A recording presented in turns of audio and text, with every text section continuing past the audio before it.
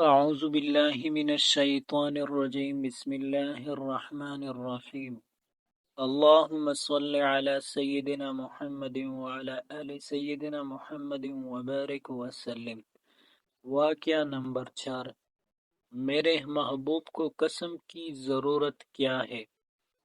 ایک صحابی رضی اللہ تعالی عنہ بکریاں چراتے تھے۔ جب کبھی مدینہ طیبہ واپس آتے تو پوچھتے کہ قرآن پاک کی کون سی نئی آیات اتری ہے یا نبی کریم صلی اللہ علیہ وسلم نے کوئی خاص بات ارشاد فرمائی، ان کو بتایا جاتا۔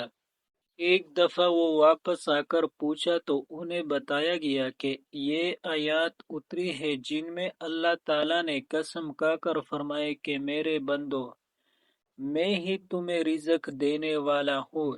جب انہوں نے یہ بات سنی تو وہ ناراض ہونے لگے اور کہنے لگے کہ وہ کون ہے جس کو